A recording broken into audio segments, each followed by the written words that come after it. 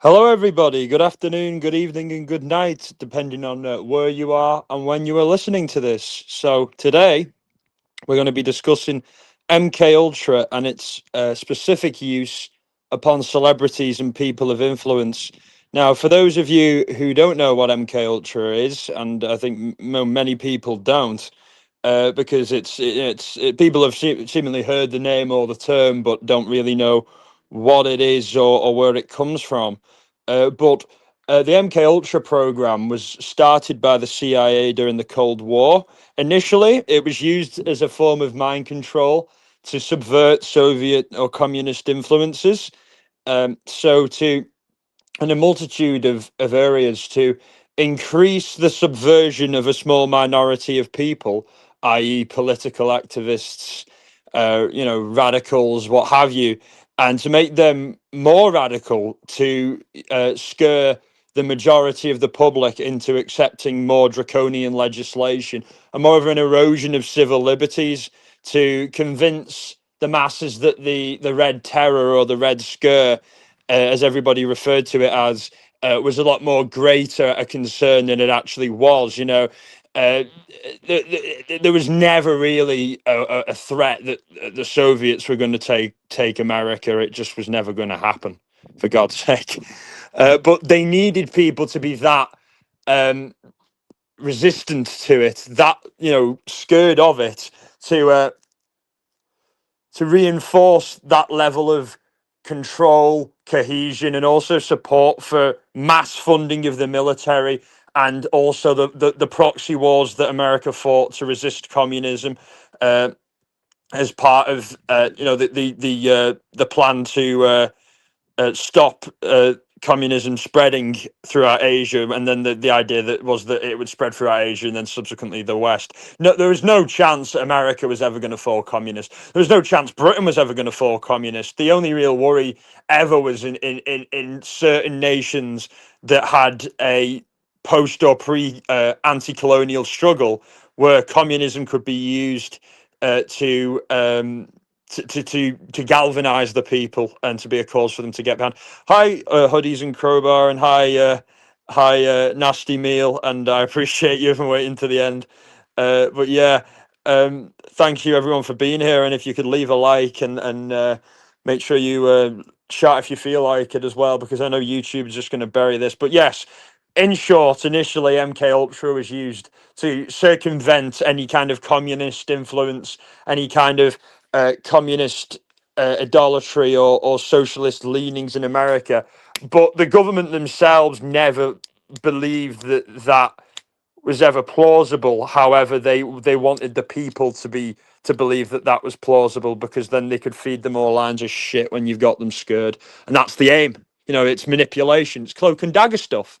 So it's like playing both sides at their game. I think that ultimately, in especially in the 50s and the 60s, both the radical right and the radical left, especially in America, were heavily infiltrated by CIA government agents' assets, and essentially, these wars on the streets and whatever were choreographed. They were manufactured to create a sense of terror and fear in the masses, and to induce chaos, and through that chaos there is order out of chaos, the order out of chaos type of thing. You create the chaos, and then you swoop in and go, we're the government, we're the good guys, we're going to save the day, and then it reinforces a positive view in the government. It's creating problems. It's like they like creating problems for themselves at this early stage anyway,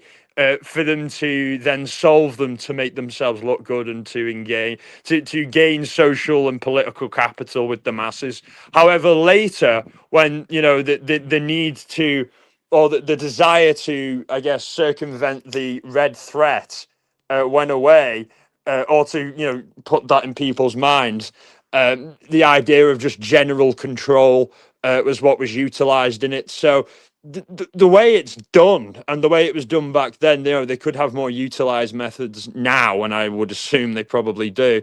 But initially, back when it first started in the 50s and the 60s, people were kidnapped, were drugged with LSD and sodium pentothal and various other substances, and they were, whilst in this state, put under under hypnosis, and were also induced heavy sensory deprivation as well, which would make the ability to, manipulate them, or implant things in them easier.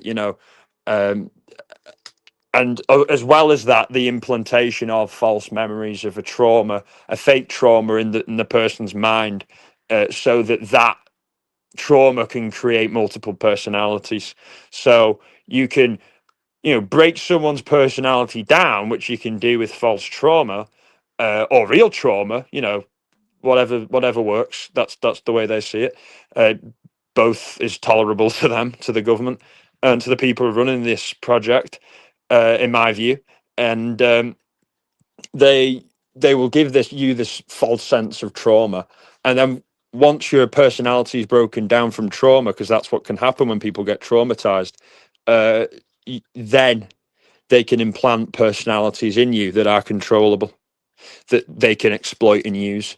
And this this can be seen in movies like Jason Bourne, the Bourne trilogy of movies, where it's like the American, more serious version of James Bond, where it is a lot more tied to what they're actually up to, and what they're actually like, as opposed to all the kind of, kind of cartoonish almost, way that the earlier James Bonds were like, not the more recent ones. The more recent ones are a lot more serious, and are thrillers, you know what I mean, and dramas, as opposed to just, action comedies, as opposed, and Jason Bourne, for those of you who don't know, he is an FBI or CIA operative who is himself the victim of that trauma-based mind control, where he wakes up in the first one and has no memory of who he is, his family, why and he wakes up in the sea with bullet holes all in, and he's found by fishermen. And that's what I'm saying. The MK Ultra, no, it doesn't always wipe people's memories completely, but in his case, like when they're trying to create the perfect assassin, what else would make the perfect assassin than someone who doesn't remember doing the killings, who doesn't remember pulling the trigger? They can operate, they can have their memory wiped, and then they can operate again using these drugs, and using this brainwashing is what it is, and memory suppression and memory implants, and things like that. But yeah, someone who doesn't remember doing the killings can't feel guilt or remorse for them, and someone who has been brainwashed, and had the memory wiped, can't say why they did them, who they did them for, or even have any recollection of the events. So for an intelligence agency, such an asset, would be, would be invaluable. Would be the most valuable asset they could have. Uh, Someone who can carry out operations, and they know will never ever uh, betray any hint of information, because they don't believe they know it. And that's the interesting thing about perception. Two people can look at the same thing seemingly and have completely different reactions or interpretations of it. Our minds can be manipulated and bended every which way by those who know how to do it, and are inclined to do so, and that's what we've got to be mindful of. But as well as, obviously, the generic reason for these types of operations is control of various people for various reasons, and to exploit that control for various reasons. But mainly, obviously, the overwhelming reason is to reinforce the agenda of the government, the shadow government, the elites, the Illuminati, whatever you want to call them. Those people behind the scenes who pull the strings of power, and who seemingly get away with everything, and can commit, the worst crimes under the sun, or be alleged to have committed the worst crimes under the sun, and never do a day in court. These are the people I'm talking about, and these are the people that want this whole arrangement to carry on, because for them to survive, and for them to maintain their position at the top, they have to exert this level of control, this level of manipulation, because in this day and age, now more than ever, it's a lot harder for them to control information. it's a lot harder for them to control perception than it used to be because of the internet, because of forums like this where people can actually get out things without having to go through a state broadcaster or from a broadcaster that's controlled by various, dubious sponsors and backers. In an age now where we have this, they need to do that more than ever on just random general people. Hi Trent, glad you could join us. Yeah, Trent comes from Daily Dose of Dana, who does true crime as well as celebrity themed content. So glad you could make it. So that actually, both of those things do tie really well into what we're talking about. And you know, we're talking about the kind of the background about what MK Ultra is, and how it was done, and the fact that it may sound conspiratorial, but the government at the very least have admitted that back in the 50s and the 60s in America that they used to kidnap people, various types of people from various walks of life, drug them with LSD, sodium pentothal, and give them false memories of trauma to destroy the personalities, and then to replace their true personality with new personalities that are more controllable. So on the celebrity end of things, look at all the celebrities. Look at Britney Spears. She fits the bill perfectly for this, and the reason they'd want to control celebrities the most is because these are the people who influence everybody. There's a reason, this term influencer has come along. It's because that's what celebrities do. They influence the masses. People follow what they say. Oh, I'm very glad you were aware, so I don't have to, bring you up to speed. I appreciate that. But yeah, it's like Britney started off life at the Mickey Mouse Club. That was where her career started at Disney. And, a lot of people know the links between, Disney, Nickelodeon, various other networks that produce kid programming, kid stars, littered with sexual predators, which is a way that people can be traumatized, a way that people's personality, their will can be broken down, and then they can be a lot more passive, a lot more controllable. And I personally believe that that's what happened to Britney from a very young age. She was, these things were done to her, traumatic things to break her personality and to replace that with, the various, types of personality that she can show, where she's, where people think she's mad and she's manic. But the reality is, if like anyone who's had that level of trauma done to them is going to exhibit, some traits of manic states, you know what I mean? And I think that, yeah, child star, so many of them get abused, so many of them go through that, and so many of them sadly go through substance abuse issues, depression, bad relationships, and have similar fates, which is bad, and I think now more than ever we're starting to realize as a world that pattern, and not just laugh at it. Like back in the day, people laughed at her, you know what I mean? But if they understood what had been done, would they laugh? If you think these people are, victims of child abuse, a lot of them, and have possibly been drugged and controlled and dictated to what message they should send, and Britney as well, from a very early age, like from when she was a minor, she was already sexualized, like in the music videos by the media, by men, and like in radio shows, and Howard Stern, those types of dudes, like sexualizing a child and all that type of stuff.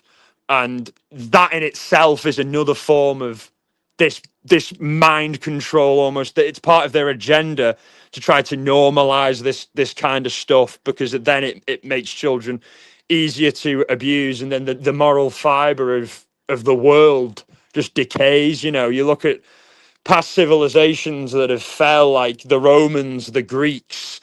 In the very end, that's what they were doing. They were normalizing, sex between adults and children. That's history repeats itself, and it seems that there's this concerted effort for just a societal collapse, and it is worrying. It is very worrying. And Brittany as well, with like the sexualization at the young age, and now the and then the conservatorship. for so long, as a means. And you'll see this in other, cases of celebrities who I feel are victims of MK Ultra. It's such a common pattern. It's so repeatable. There's always these handlers in these people's lives that control every aspect of their lives. Control what they say, what they wear, what they eat, where they sleep, what anything. It's a level of control that I think most people couldn't imagine exists. And basically, it is like that. And I think that with that conservatorship, it was that complete financial domination. And I think that the need for it on her was because the cracks were breaking. I think when celebs, well, not all of them, but some of them, when I think that this has been done to them, start seemingly going off the rails or having a major personality shift, I think that's a sign that the programming is starting to break and their free will is kicking in. Their free will isn't being suppressed anymore. So, and then they're confronting the trauma that's been done to them. They can't, hide it anymore. And then naturally, as anybody would, they appear unhinged because when you just all of a sudden the penny drops and you go and you start to recall. You know what I mean? And that's what they say about like childhood abuse. You know what I mean? Like people bottle it away and try to forget about it naturally as a coping mechanism, and then in later life when they're an adult, all of a sudden, for no particular reason, some kind of trigger comes along, and then they remember it, and it's as clear as, and it's as if it's just happened, that pain. So that's what we're talking about here. That's when the veil comes off, and they're faced with what's been done to them, and it's terrifying, it's horrifying, and it's so common and has happened so often. And I think as a culture, I think in the world we've become better at not glorifying these things in mass. Because when Britney had her initial, what was seen as a breakdown where she shaved her head and everything like that, I just think she was breaking free from the conditioning, from the control. And also, it was notable that she shaved her head because that was her way of saying, you're not going to use me as a sexual object anymore. That what you're using me for, I will not give you anymore. I will not give you this. And this, comes in as well, like, when they're younger, people like Britney Spears and other young, female stars, teen stars, whatever, they're glamorized, and then their looks are hyperinflated, and then it goes to show the younger girls, their fans, oh my God, that's a level of beauty that's unattainable to me. I have low self-esteem now, and then that creates ED, depression, all kinds of mental illness and trauma, and then that's a form of that mass kind of agenda and just mass trauma. Because if everybody's traumatized and if everybody's, tortured by their own memories all day, every day, like, they're so distracted by that, they're so hyper focused by that, they're so wounded by that, they're not going to be in a position to resist any kind of mass government overreach at some point. Because I think that's what is down the line. I think in the years to come, that level of control and overreach by government will become a lot more evident, and we're already seeing it in parts, people's, free speech, people's, right to, assembly and various other things. It's slowly being eaten away at. But yeah, like I said, it'll come a day where they'll become a lot more overt for it. They'll put everything on 21 Black, and they'll just hope that we don't that we're just not able to fight back. But yeah, hoodies, they are even more sneakily, in my opinion, they're using psych meds and other types of subliminal manipulation to control, similar to grooming. Oh, 100%. It's exactly the same as that. And I completely agree. And, you know, like with Elvis as well, I think that that's that was what was done to him and all of these celebs, Britney, all of them. You know, they're given like masses of drugs, painkillers, to depressants to suppress them and their free will, to suppress their ability to, you know, assert themselves and to take control over their own lives. It's and also to reinforce the brainwashing and the controllability. You know, that's exactly what it is, and it very is similar to grooming. It's convincing somebody to go against their best interests. You know what I mean? And as human beings, naturally, you know, our will is to survive and to, you know, try to thrive. So anything that goes against that goes against our inherent natural will, and there's some kind of you know, manipulation or trauma or something at the root of this. And thank you, Trent. I'm glad you think so. And stealing their godly light and money. Yeah, I completely agree. Yeah, that they're trying to steal people's, basically, their souls. You know what I mean? And you, they can go into a kind of more conspiratorial and more darker end of things, where, you know, certain people think that, you know, people believe. I'm not necessarily saying that I think that this is true, but I certainly think that people believe that they are doing this and do it.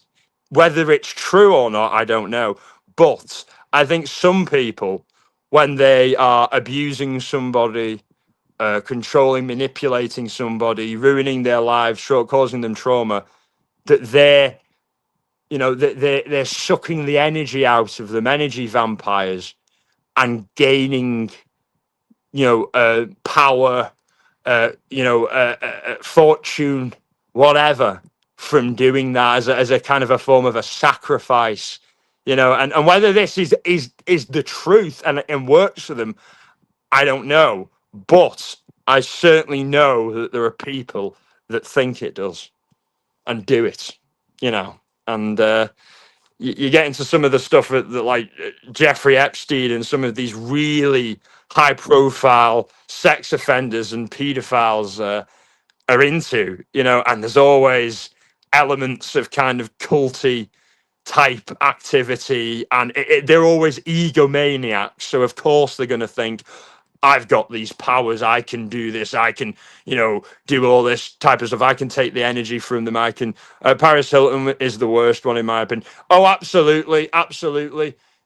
I always found it so bizarre that the family sent her to that place in Provo, because I watched her documentary and I followed like both her and the whole Britney conservatorship thing very closely, because of my intuition that this is what's at the root of it, that it's a lot darker and is a pattern, and is deeper than people want to make it out to be, you know. And even when speaking to people who are, you know, in the Free Britney movement, or, you know, the Paris Hilton fans, whatever, like when I start talking about this, they, you know, they think that I'm like mentally unhinged, you know what I mean? And they act like I'm a problem. You know what I mean? Like, I think people can, you know, they have the right to disagree of what the cause is, but nonetheless, they've been traumatized, and there's a reason for that. And we can disagree on the reason, but we both agree that it was wrong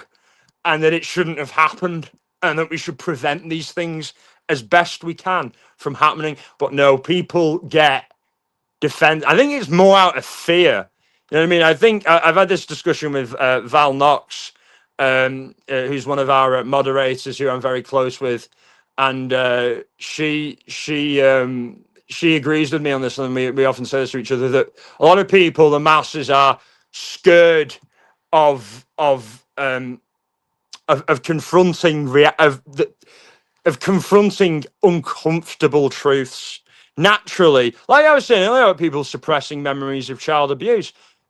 a lot of people just don't want to deal with it because they think, oh, it's easier to just try to forget about it and suppress it and not confront it and hope that you're not too, bothered by, the symptoms of it all and not too affected by it. But, and yeah, same with anything else, any kind of uncomfortable truth or reality, a lot of people want to just delude themselves from the possibility of it. I'm not saying that all of this is 100% true. I'm just saying I believe it, and I'm saying why I believe it. And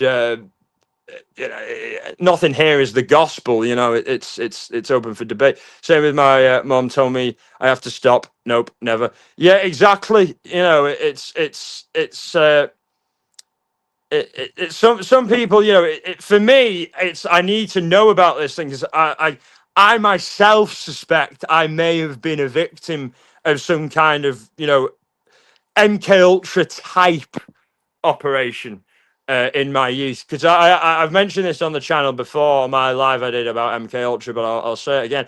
But like, I have these clear memories of as a youngster in my early teenage years, like taking, like bits of ecstasy, LSD, small amounts, but being really heavily, affected by it, like I'd been, given a lot higher dosage than I was supposed to have.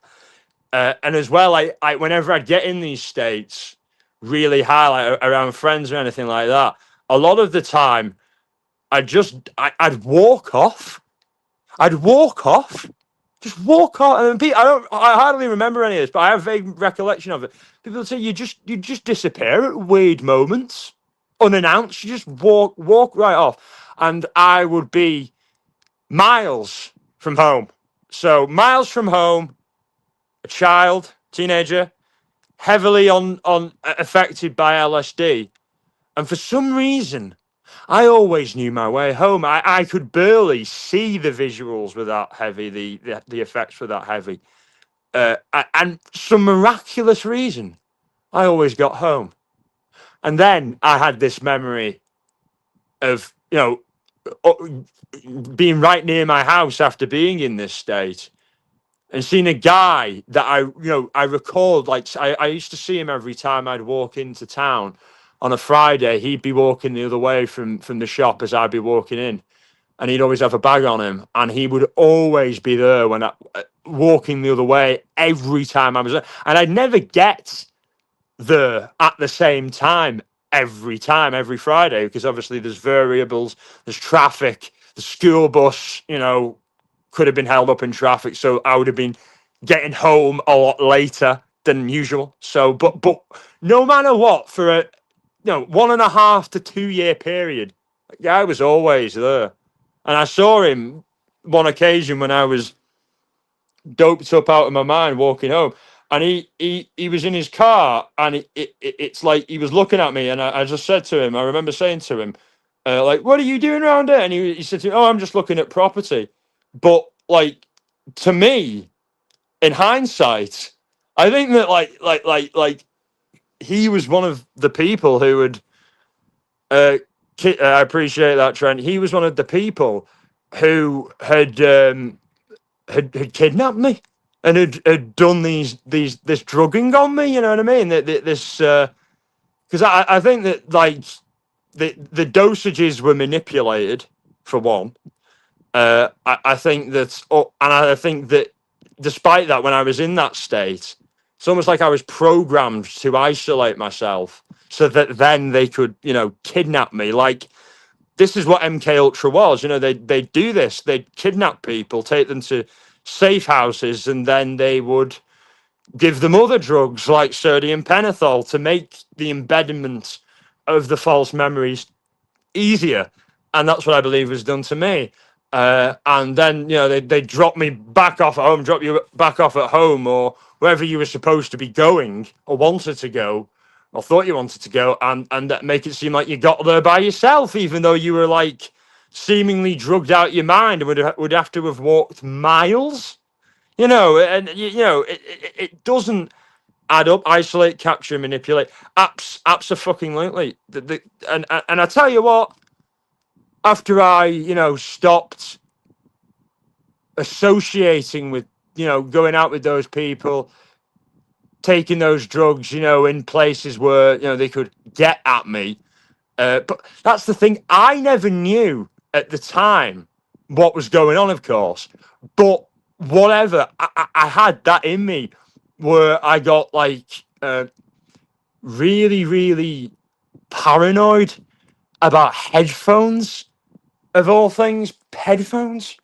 And, that's what they do. When you're in that state, they put the headphones in, suggestive messages with really warped kind of, I won't call it music, but it's audio, to, binaural tones, to, mess with your brain chemistry, uh, and assist in that manipulation. Like that's the type of thing. And then obviously in the back of my mind, I knew why.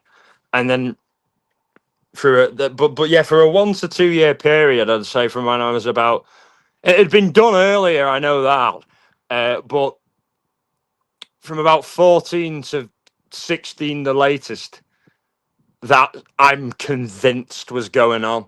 And I went through, this dependency on drugs, which for a while, which was linked to that, I think. And these false memories of trauma, basically, of trauma, that didn't happen. You know what I mean? I go to people and say, did that happen? And they go, no. What are you talking about? This is what happened.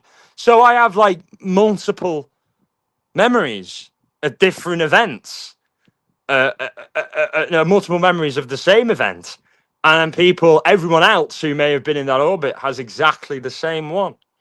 So it's unlikely that all of them are the ones that are wrong, and I'm the one that's right about, this, intuition about stuff. So like, yeah, I'm like that, it's really, really damaging, and I think that they planted, false memories of sexual abuse in me as well. I think they tried to convince me that I'd been sexually abused by a female teacher when I was in, what was elementary school, and I had this vivid recollection of her, passionately kissing me and groping me when I was only about 6. And I asked a friend who went to the school with me if he could remember that. And he said, oh, vaguely, but I remember that she just gave you a kiss on the lips. There was no groping or anything like that. But still, it's inappropriate. But I had that fixed memory that she'd groped me as well. And I only started to recall that around those years. So that perception that maybe I'd been a victim of that abuse, that there's the trauma right there. And then I start going through the symptoms, the negative symptoms of thinking that you're sexually abused or being sexually abused. You become, not everybody, but in some people's cases, they become hyperfixated on sex.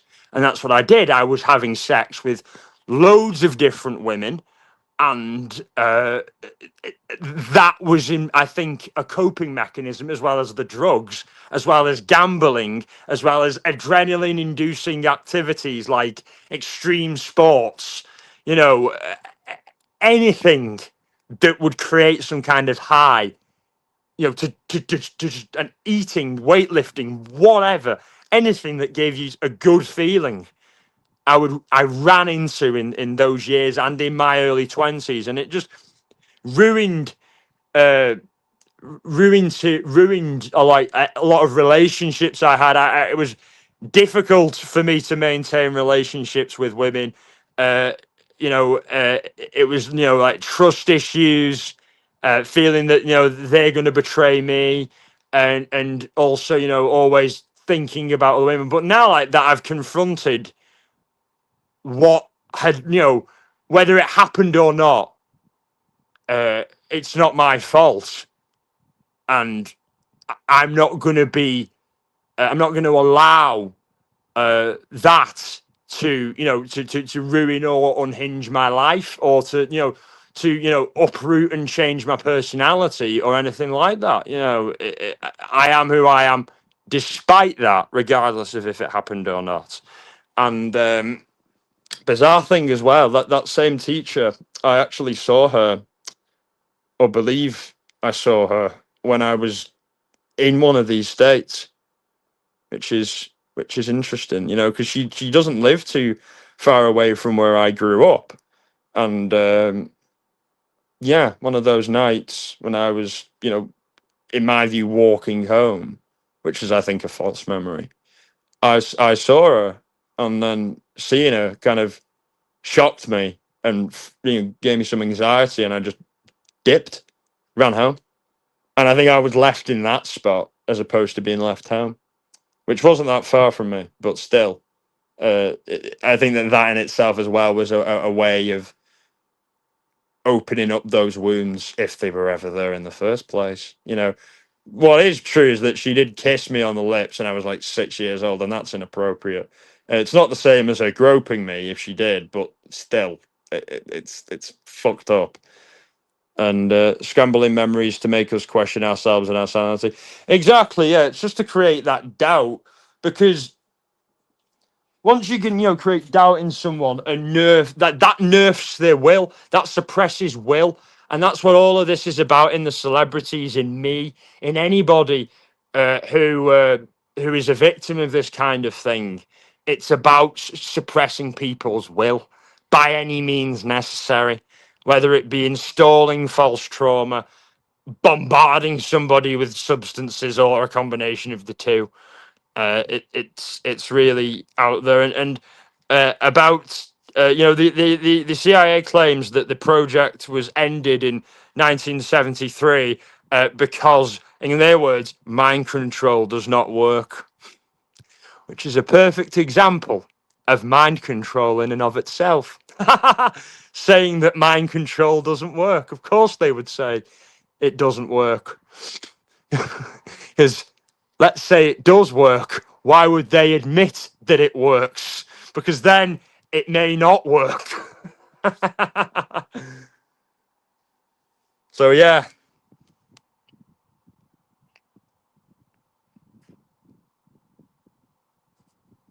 And like many people say, if you can find your light, you're free. Exactly what they do not want. Exactly. And for me, it's like I had a very spiritual journey, which I've spoken about on this channel before.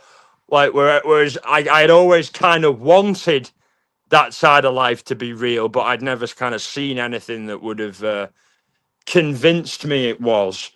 And but that all changed when I was 16, ironically. Well, not really, I don't think ironically at all. I think by design, when all this, this stuff, I think these false memories ended. You know what I mean? Where this process ended. And I think that's why I think that I had this breaking of the programming, and by, breaking from it, uh, I think the higher powers, because I have quite old time European pre-Christian ideas, and people think paganism, all that kind of stuff. But for me, it's like like looking after the animals and nature and the children, and and society in general. For me, there's nothing negative about what I do. It's like mine is very much about light out of darkness, and I think that like that's what happened, and my ancestral home is in Ireland. Like my ancestors come from Ireland and Scotland, but like a lot of them from Ireland, and I was in Ireland when I had this experience where I saw what I believe to be a spiritual guardian of sorts, or a god, whatever, certainly had this experience, and I think that's when it all ended. That's when the ball started rolling and the programming started to break. I started to see reality completely differently, and started meditating And through that meditation, I was able to unlock all of this in my mind. And once you do mindfulness, and you do not necessarily just meditation, but things that give you power over your own mind, and you've had your mind, taken from you for so long, it's such a liberating feeling. I tell you, it's the best high in the world, to have that conviction, that control, that strength, so that you can't be subverted, you can't be manipulated. You're 100% convinced of yourself and of the direction you're going in, and of who you are. You know what I mean? Because like all this stuff is aimed at breaking you down and making you feel weak and making you feel like you can't project your will onto the world, and that your voice doesn't matter. And you got to be a rebel. If you've got to be a rebel in this world. And I've always been a rebel. That's been a good thing for me, and it runs in my blood. My ancestors were rebels, and I've never done what people of power or authority have ever wanted me to do. So why would I start now? And I think that that's exactly correct. Once you free yourself from all that. Oh, hi Val. Glad you could make it. And yeah, sorry I didn't see you. But yeah, so glad you could make it. And yeah, we've just gone through a whole background about just talking at the moment about my MK Ultra experiences, and what it's like. But I mentioned you earlier, Val, in the live, about how how close we are, and how we've spoken with each other about basically about the fact that most people in the world are in denial about harsh realities, about scary realities, like how we spoke about the stuff with the Hawaiian fires and the Palisades fires, and how people were in denial about the more sinister reasons and motivations behind all of that stuff, and causes, and how a scary truth is too much for some people to face, whereas like me and you, and I think everybody in the chat and watching now, prefers to know what they're up against so they can feel more protected, and prefers to confront the truth over a lie, and prefers to face reality over fiction.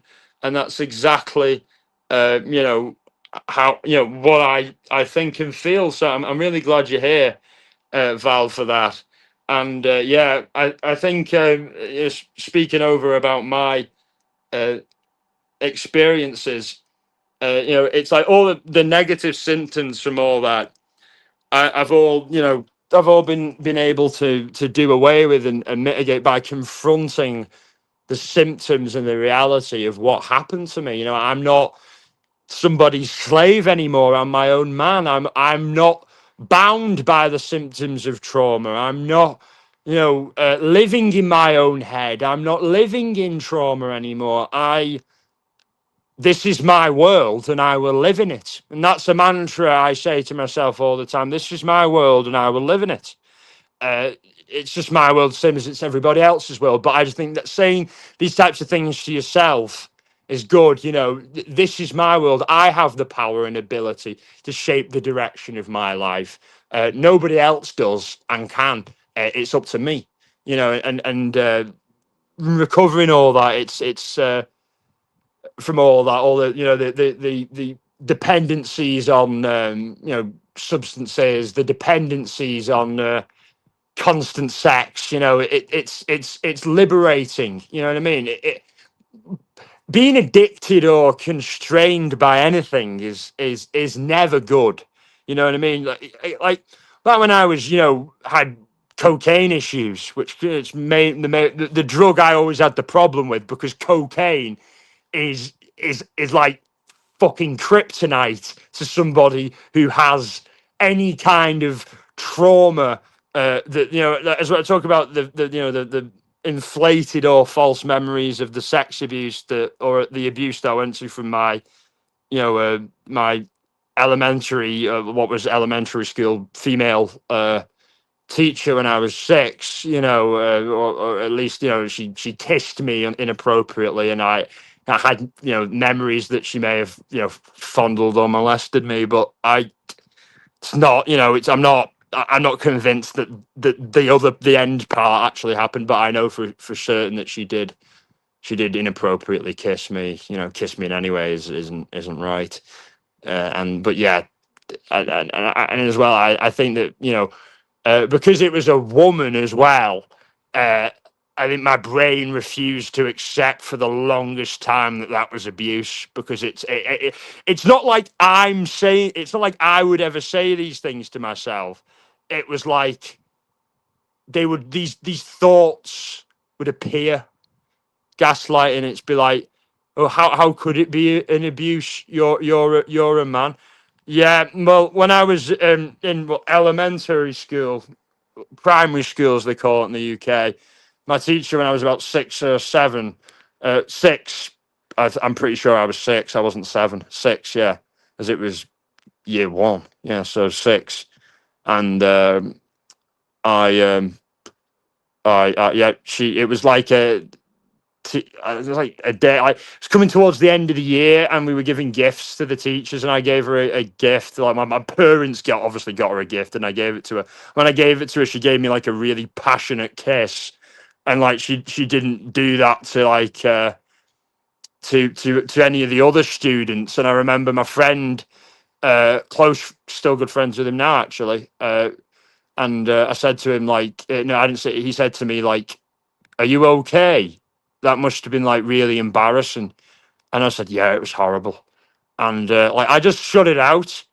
I've never tried it. I'm a couple of minutes behind trying to catch up. Oh my god, I can't believe your teacher did that. So I'm thank you, Val, and I really appreciate you being here for this. It makes it a lot easier for me to talk about because of how close we are, and um, and I know how all the the horrible things that you've been through in life, and it's just easier to talk about it with people that you know can empathize with with trauma and all that sort of thing. So it's like I know that she certainly did kiss me inappropriately like that, but I think that when I was drugged, I think by these people, these sinister people, I think that they altered memories, got rid of memories, placed memories in, manipulated memories, and the part about me being groped or molested by her, I was placed there to make me more traumatized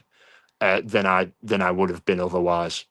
Because I asked James, my friend, and about it, and he was like, "No, she didn't. I don't remember her doing that, groping you like that. But I remember the really passionate kiss." And he said that's burned in my memory. I'll never forget that, because he said even at 6 years old, I knew how wrong that was, how really wrong that was. And then I didn't tell my parents because I was scared that they'd be mad. I don't know why. I really don't. I'm still thinking. I still wonder that now.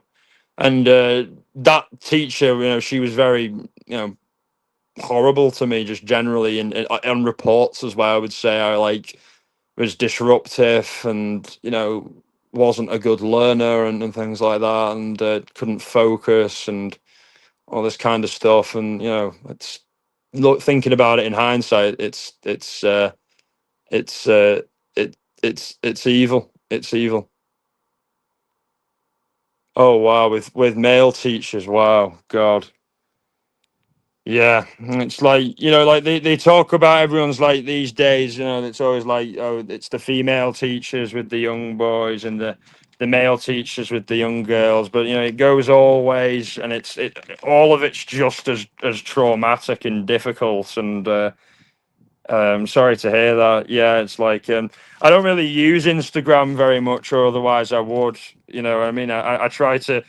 My main social media is this, you know what I mean? I try to keep off a lot of those places too often, because they can be so toxic, and there's so much stuff on there as well that can be just so toxic. But yeah, you're welcome to just share whatever you feel able to, and this is an open place for any kind of discussion. But yeah, it's like that, and then later in life, I think that this laid the seeds. Like the first full sexual experience I ever had was statutory rape.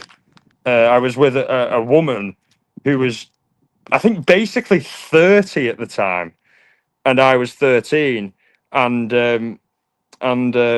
it's hi Amber, so glad you could make it, and it's it, it's crazy, you know, and I think I've talked about this here before, but I've certainly talked about it in other people's panels, you know.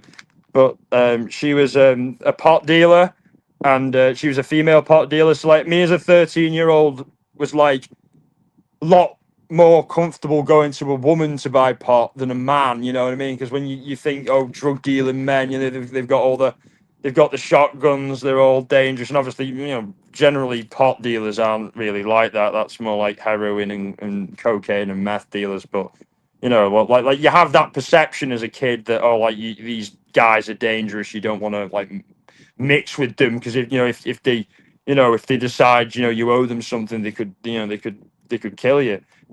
But yeah, so in my head, it's like going to a woman for pot was like safer and seemed like more easy going. But then she started flirting and being a, a boy with a heterosexual boy with hormones, and she took advantage. She took advantage for her own sick sexual gratification, and said, you do this with me, and you get the fucking weed on the cheap or on the free. Because I was a really heavy user of not just cannabis, but of amphetamine, speed, all the time. You know what I mean? And other drugs. And never really a big drinker, but which is weird, considering my heritage. But I think that is it, though. I think it's because I've seen that my family members have issues with drink that it scared me away from it. But I'd never seen anyone with issues with drugs, so I wasn't as informed on drugs as I was on drink. But it is just the same. You know what I mean? It is exactly the same. Um, but it goes, Mikey Stowe, yeah. But it being a sicko, exactly, and that kind of thing. It's like they do this to people. It's they we're talking about MK Ultra. They give people these false memories of abuse, and then it makes them easier sometimes to abuse them in later life because they're already feel like they're conditioned to it a lot more than they actually are in reality. It's exactly what that is. And like the reason I think that I was targeted was because I think from um, a young age I displayed what could be determined as really contrarian views, really controversial views against the. From a very young age, I was very anti-authoritarian, anti the government, and I would make those views known from a very young age. You know what I mean? And um, I think that this let's get to him type of thing. They do it to people that could be politically influential, religiously influential, societally influential, like celebrities, musicians. I do music as well.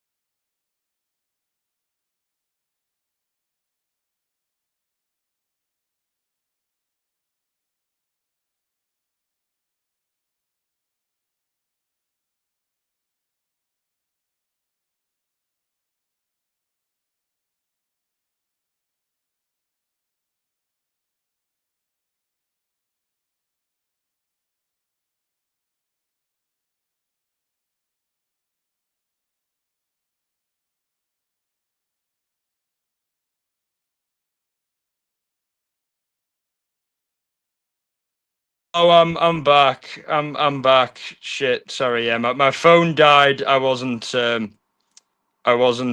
taken out. But anyone who stuck around, I'm very welcome. Polo. Glad you're here, Val, and glad you added that moment of levity and made me laugh when I was talking about a really traumatic and difficult subject. Yeah, my phone died. They didn't come and get me. Don't worry, everybody. My phone died, as it sometimes does when I'm here, and I managed to obviously get it back in. But yeah, as I was saying, it's you know, I think that they targeted me like they do all this because I think that they figured later in life, because I was talking about oh, so am I. So am I. And yeah, I think that they targeted me I think the my elementary school teacher, I think her kissing me inappropriately when I was younger, that was independent of all that.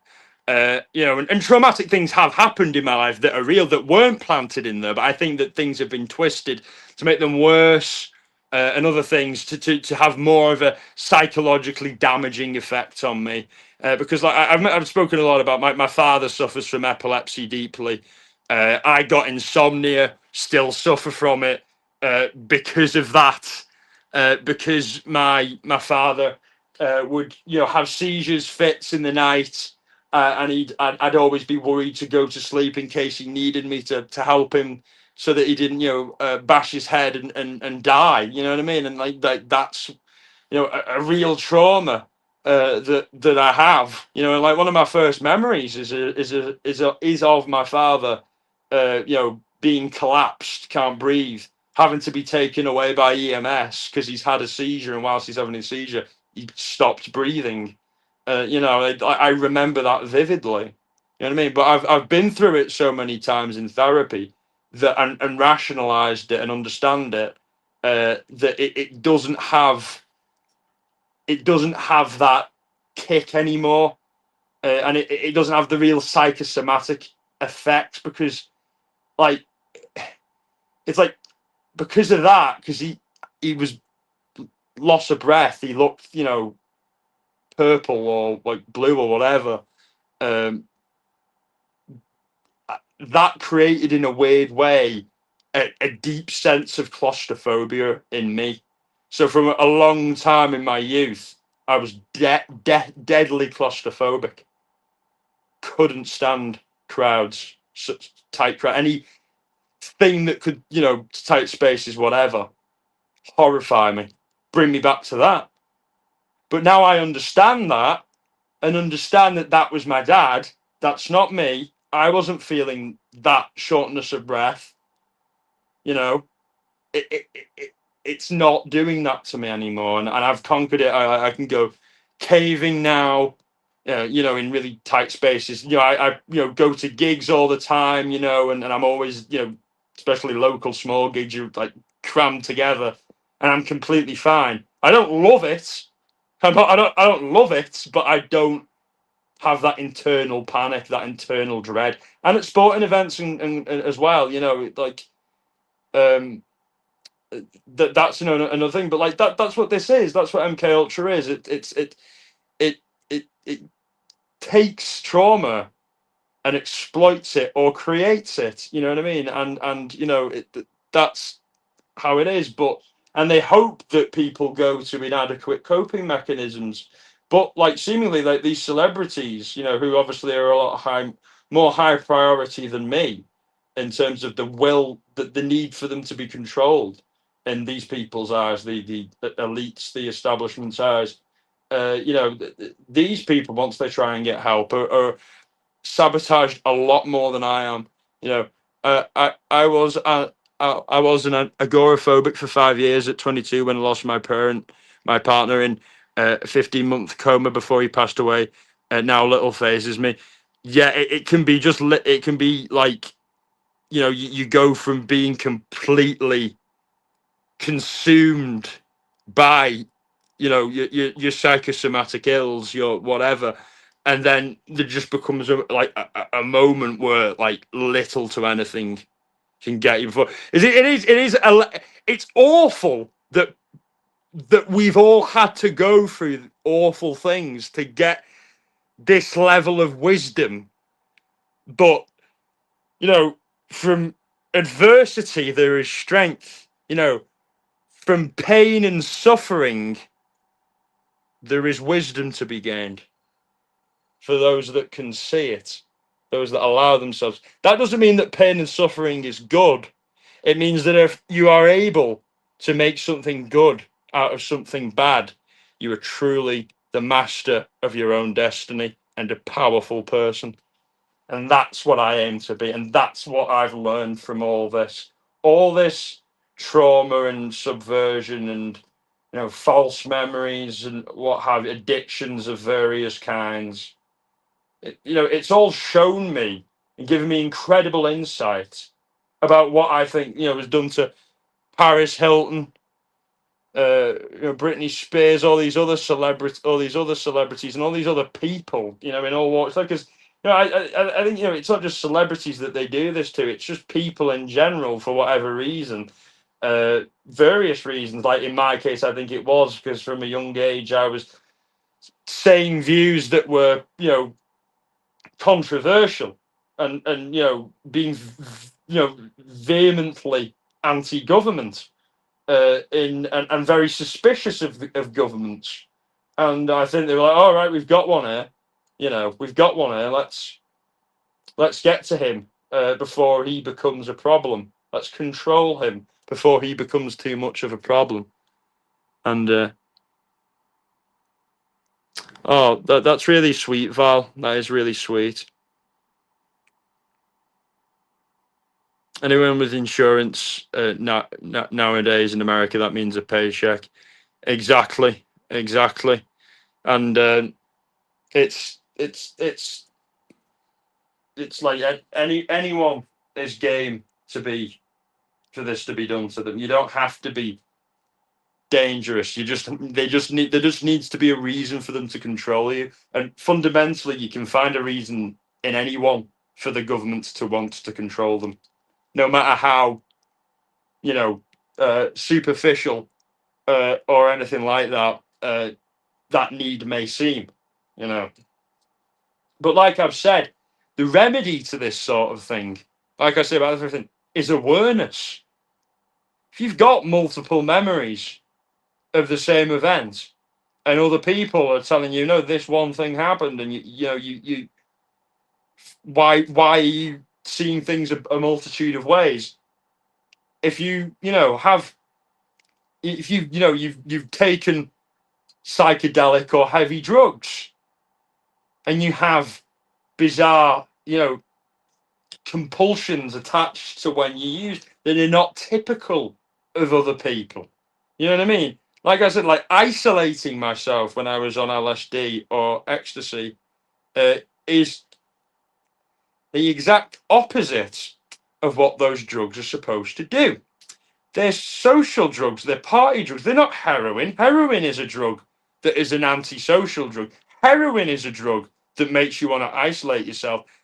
I've done LSD not too long ago, and now it's not an issue for me. And I don't think it was necessarily the LSD. I think it's the sodium pentothal that was spiked with the LSD that I was taking that enabled these effects to come on for them, for me to want to isolate myself where they could kidnap me and give me these false memories, give me this psychological torture. And it's like I've spoken to other people in other parts of the world, in America about this type of thing, and there is like people in the hood in Philadelphia I was talking to, and they a guy said to me exactly what I said verbatim, and I did unprompted. I didn't say this happened to me, and then he told the story. I said, I said specifically, I said, yeah. Do you ever have you ever noticed anything like suspicious going on whenever you're tripping in the streets. Because these were like guys who were like hanging out on the streets, and I was just like speaking to them, making kind of passive conversation, and because I was walking through the area, and they were like, yeah, like these cars, you got to watch out for the cars, man. These cars, they come round, they snatch people, drug them, brainwash them and shit, throw them back out on the street. And I was like, fucking hell, it's everywhere. It's everywhere they're doing this, and it seems like like I said, they're targeting celebrities, political or religious subversive types, like I could be labelled as by them. They supposedly believe in democracy and freedom of speech, but I'm not talking about violently overthrowing the government or anything like that, where you could you could understand why they'd want to shut me up. But I'm talking about like peaceful resistance type of thing, and I think that scares them a lot more. Can't demonize somebody like that, can they? As much, and I really do, and I think it's, and then also low income people as well, just to get them to kill each other off, probably to maintain the gang wars that go on, and in all of these low income areas throughout the world that are all rooted in drugs, and we all know who put the fucking drugs there in the first place. The same people that are brainwashing us all in mass, the intelligence agencies, the government. They're behind all of this. It's evil. It's so evil. Never trust the government. Never. That's what I say. And hi everyone. And wow, I'm late, but I'm just in time too. We're talking about tripping balls. Yeah, absolutely, absolutely. Never did LSD. I have personality issues, so always scared I'd be trapped in another. Tried almost everything else. So, yeah, I think that's probably best for you not to. You know what I mean? If you've got any fear about it, it's just not going to be a good time. Especially, you've got a lot of there's other things I think that if you're that way inclined, you can take that are a lot more, I think, soothing, and less changing of the personality, but more like help you deal with trauma and things like that in a more mellow kind of way. Because like LSD's, and it wasn't the LSD, it was the sodium pentothal, but the sodium pentothal was used to give the false or increased levels of traumatic memories in me and in others, and then also the but however, LSD and ketamine and other psychedelic drugs, when not taken and administered by sinister people, where you are psychologically abused, but where you are you're doing it in a with a person who is, instead of abusing you, is guiding you and is benevolent, wants to help you, or you're on your own and it's easier for you to go through hard memories and just accept that they happened and move on and walk on forward. And mushrooms, psilocybin mushrooms and LSD have helped me in the past. I'm not a habitual user of either.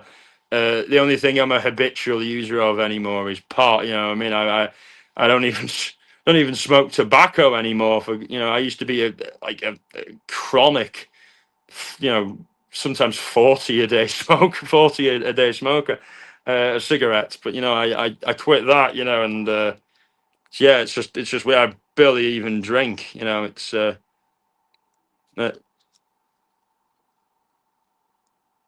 yeah, I'll save the Shuley stuff to the end. I'll save the Shuley stuff to the end.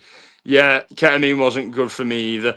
Yeah, it's a bit hit and miss. For me, I didn't really like it. I only did it a few times. And there are health risks associated with abusing it. In the the pharmaceutical controlled setting, it's a lot safer than you're getting it on the street drugs like Matthew Perry was.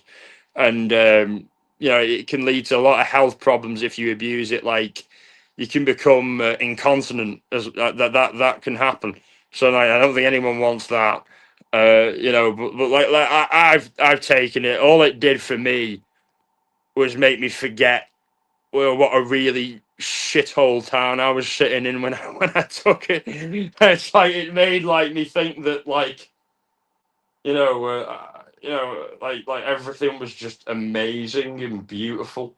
But I was in a really run down hole of a place, and I was just sitting on a bench with my friends, just and I was just completely out of it, and then they weren't, and then they because they weren't on it, and they had to, my friend had to talk to an old woman who asked if I was dying, and had to explain that I'm not dying, I'm just very very high, and yeah, I felt it was a bit more, overwhelming than I wanted. Yeah, I completely agree, and thanks so much, Diva Girl. I it was a bad problem, and they're only getting more and more expensive. It's cheaper to smoke weed than it is to smoke cigarettes these days, and that's just a fact. You know what I mean? You can go get a couple of pre rolls at the dispensary, in America or North, or Canada or wherever it's legal, and even in countries where it's illegal, you know what I mean. You can still buy it on the streets for cheaper than a pack of smokes. You know what I mean? So and it's you get more out of it. You know what I mean? Like you smoke cigarettes and you fucking you get is a bad breath and a little bit of a rush, but it's really not that pleasant. If looking back on it, for me, it's like I never really got that much pleasure out of it. I think it was more of just a, uh, a social thing. You know what I mean? I got into it uh, from being with others who did it as well, and to try and be cool. As a child, and then as an adult, I realized that I don't actually enjoy this, and I'm not going to do it anymore. And it's amazing when you catching up to on 2.0, trying to catch up. So glad you quit six. Oh yeah, Val, I remember, like, we both made a point to try and quit them together, and because it was both something that, like, we've both dealt with, and I like since we had that discussion, I think 2 years ago. um I haven't had any more tobacco. You know what I mean? I still smoke, pot, but like I haven't had any tobacco ever since. And it's especially impressive considering, like, the fact that I, like, would used to, like, I'd smoke spliffs. You know what I mean? Because I'm a European, so I'd put tobacco in with the weed. You know what I mean? And that's pretty addictive. But a second I stopped doing that, I always preferred it without the tobacco. It's a better high. You feel less of a headache, and less drowsy. You know what I mean? I think a lot of the time it's the tobacco, when people mix the two, that makes them sleepier. And yeah, but thank you, everyone. I'm not dying. I'm just very, very high. Yeah. I'm glad you like that one. I mean, yeah, it's important to have balance in all this. But and enough about me, because this isn't just about me. But I appreciate everyone, like, engaging and being sympathetic and sharing their own kind of stories. But, like, ever put weed into a hookah with the shisha tobacco? I've never done the hookah or the shisha stuff for whatever reason, because, like, it's like people have offered it me, and I've always said, like, well, I've got weed on me, so I don't like want to, you know what I mean? So I just feel like I've got pot on me, so I don't want to do it. So, like, what's the point? But I might.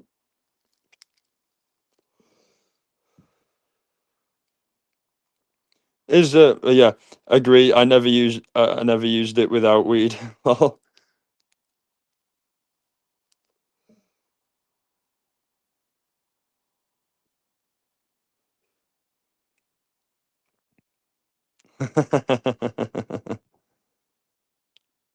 yeah, but back to the celebrity MK Ultra. I'm glad that everyone's having fun in the chat, because it's important to have the balance and the laughter as well, because this is such, it's a triggering topic, and it's a triggering topic for me in particular. So I like the levity, I like the bounce. So like other celebrities that I think, other than Britney and all the others, glad you finally caught Val, and all the others, um, like I think Elvis was a prime example of someone who was a victim of MK Ultra. I think, without a doubt, in my view, and without a doubt, in my view, and I think that he was courted initially for this when he got into the military, and during the time Elvis served his time in the military, he was drafted, and served time in Germany. I think he was drugged, and they did a lot of this initial conditioning on him then, because he was already getting big with his music, and they already knew he was a star. And I think that Elvis was the first celebrity that they ever did this to. I think Elvis was the first.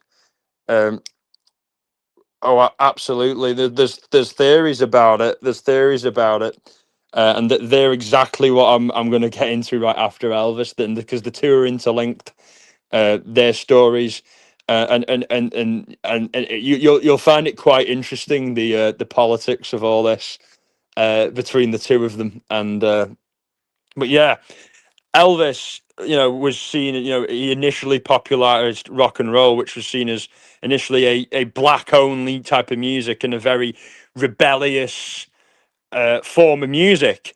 And then Elvis was the first white person to basically popularize that to the white people.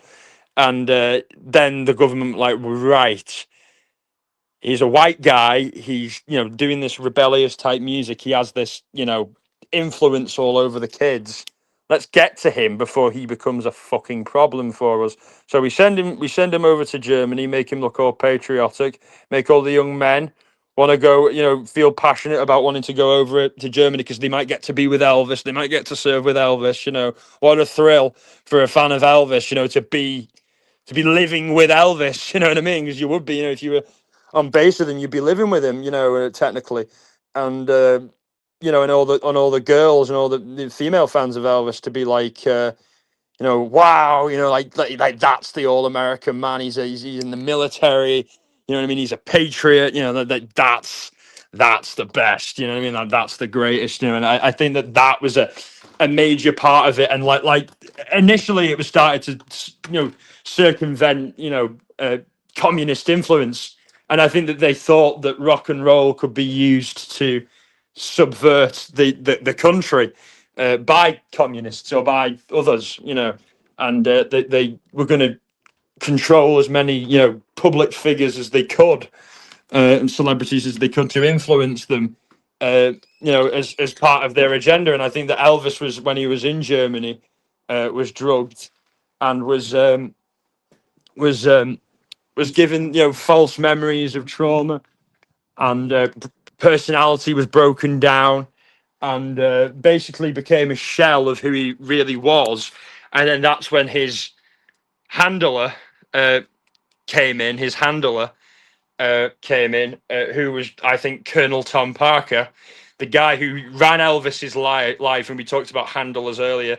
The guy who uh, ran Elvis's life, his finances, made all of his career decisions. For a guy that they called the king, Elvis wasn't making any decisions. Elvis didn't have any power over his own life. So some king, in name only, really. In reality, Elvis was a slave to Tom Parker. He was, controlled by him to an nth degree. And Tom Parker himself had, a background in the U.S. military, and had shady connections to nefarious people with a lot of power in the world and in society. And this is what I believe was done to Elvis. And like I mentioned earlier about his prescription drug abuse, that this was, these were chemical restraints done to reinforce his programming and suppress his free will to keep him controlled. And he was, the world's most famous singer, and the American government in particular wanted to, position Elvis as the guy because he was seen as more controllable by the Americans than the Beatles, which we'll get into because the Beatles were seen as pushing a left wing agenda.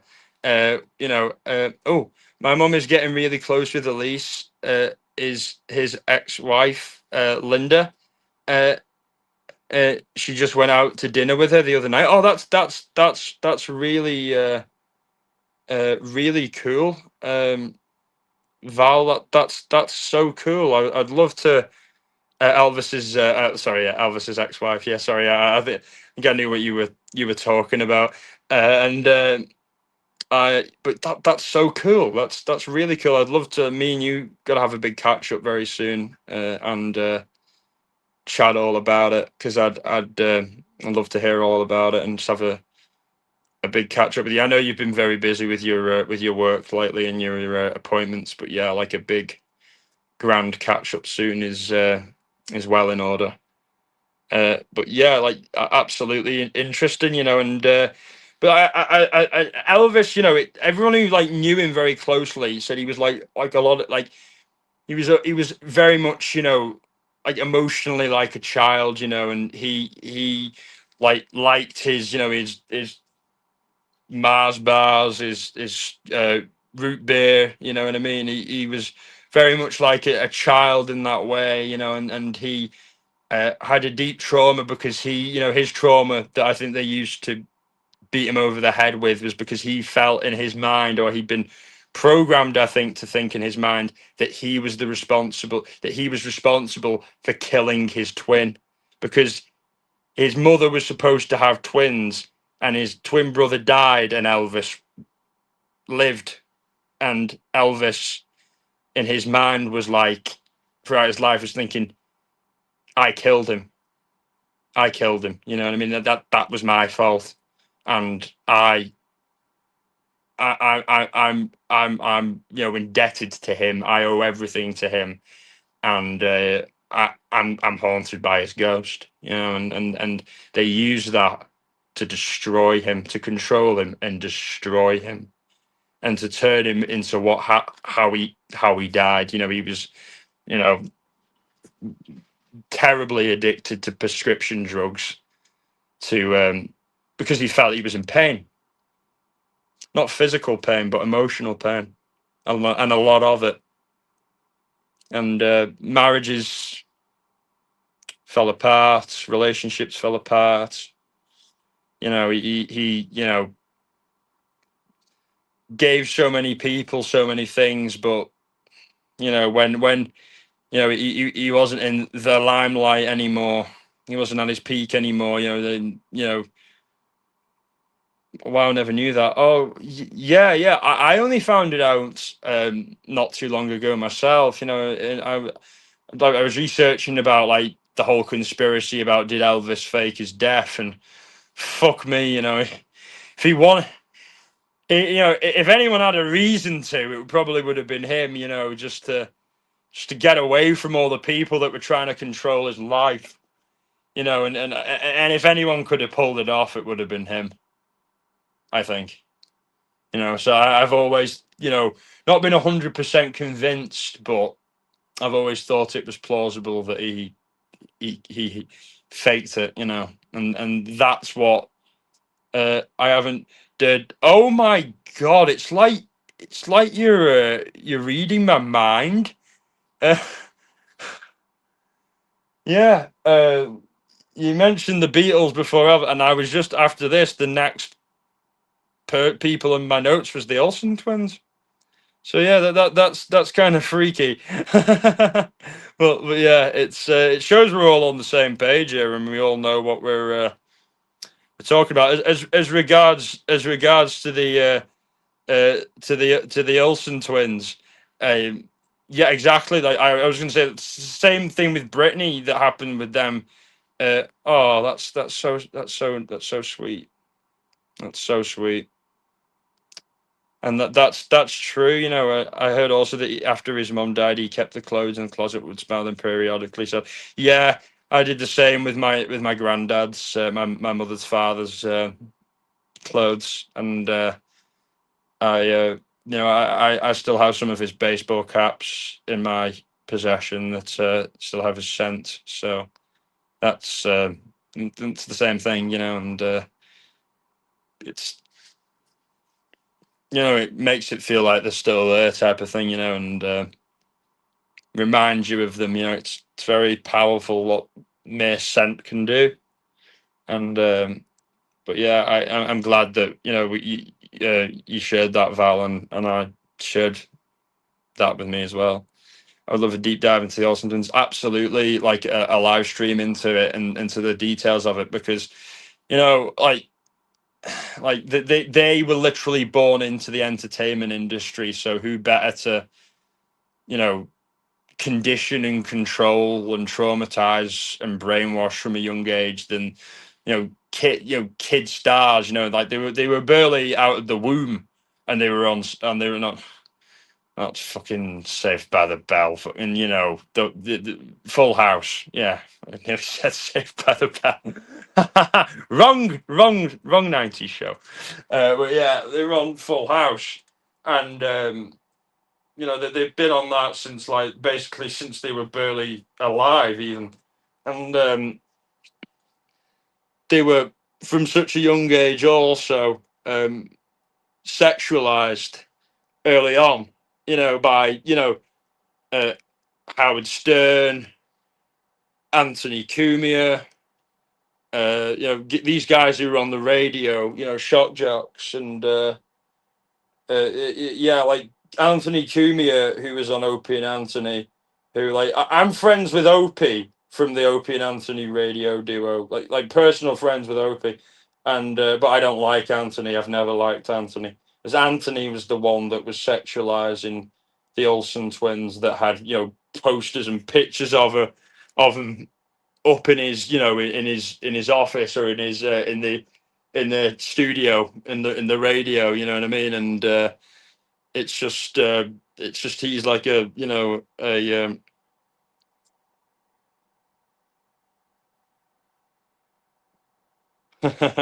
yeah. And yeah, it's like they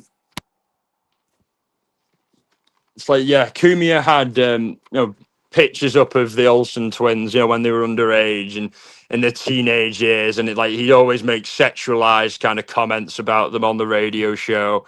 And this was in the 2000s, and the national countdown to the legal age, and Ashton Kutcher talking about, I think the whole nation is looking forward to when you're legal, and they had the website that was running it. So it must have been so horrific for the twins, to go through that, such an important time in their lives. Like they're becoming a woman, they're becoming women, and like it's just being really like perverse, you know what I mean, and sexualized, like almost like they were being auctioned off at the market.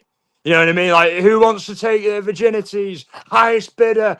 Like that was the atmosphere, the vibe that the culture was giving, and I'm glad that we've moved away from that. I'm glad that if people make jokes like that now, they're called out for what they are, perverts. And it doesn't matter if they don't mean it. They're perverts for saying it. Even it's just gross. It's really, really gross. And all that perception, as well as of young girls and young boys and anyone, kids being sexualized, is, like I said earlier, it's part of this conditioning, this controlled part of the government's will to bring about the decay of society, so that they can swoop in and seemingly fix it, and be seen as the heroes. You know what I mean? It's like doctors who purposely get their patients ill or sick, and then rush to their aid to look like the hero. Like that's exactly what they're doing with all this, and it's gone way past the pale. Especially with the internet now, kids are exposed to some of the most graphic shit in the world. Very easily, and can be exposed to all kinds of people now very easily. So, like I said earlier, the internet's great because it lets us get things out like this, and we don't need to go through the mainstream media to say our points anymore. But on the other end of it, it poses a lot of dangers too for children and for anyone really. There's how many stories do you hear of people going and meeting dates online or something, like they're on a dating website, and then they get assaulted, or they get robbed, or they get even killed. You know what I mean? This is the reality of what that's like. All of the girls that were turning 18. Yeah, it's. I remember that they were talking about Lindsay Lohan and Hilary Duff. Yeah, exactly. That whole era: Lindsay, Hillary, Paris, all of them were that. Like they were, Wilma Valderrama, Ashton Kutcher, Danny Masterson, all those guys. Getting right with these girls. And Demi Lovato as well, and all these underage girls or anything like burly adults or burly legal girls. It's really seedy, and the fact that they were so emboldened to be open about that and just say it and do it publicly is insane. It's just crazy to me. And I like it, it really, really is crazy. And like the whole thing that happened to Paris Hilton, back to Paris Hilton as well. We talked about what happened to her at Provo at the, there was those camps, which are themselves, I think, MK Ultra sponsored operations. Like same thing happened to Daniela Bregoli, the Cash Me Outside girl. Send them to these educational camps, and they wind up getting abused. You know what I mean? They'd be better off in fucking Skid Row at the end of the day. It really does feel like that. And then you ask yourself, why, what are these things even for? And that's what it feels like to traumatize these people, to lower their self worth and their self value, and then the whole ordeal of what happened to fucking obviously to Paris Hilton with the sex tape, were like that was unlike Kim Kardashian's, which we all kind of know she wanted out there for to launch her career. And and Ray J himself has said, look, her mother and her were the ones that wanted all this to come out, not me. They were a lot more into wanting this to come out than me, and that makes more sense to me in that situation. But with Paris, with her sex tape, she already had, fame and notoriety, based on her, she was already an it girl, in the New York club scene initially with her and Nicki. Back when they were minors, you know what I mean? Back when they were like 15, 16, 17, they were going to clubs, and they were like, pretty, highly thought of in club circles, despite being children, which is dangerous in and of itself. And yeah, it's you got to wonder, these children in these situations in clubs, kind of guys are, taking advantage or anything like that.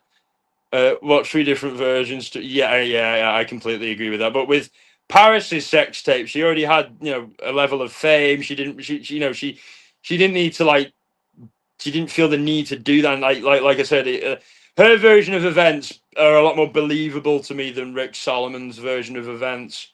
Uh, you know, or like exactly what like he coerced her into it. You know, he said like, look, if you don't want to do it, I'll just call up a girl who will.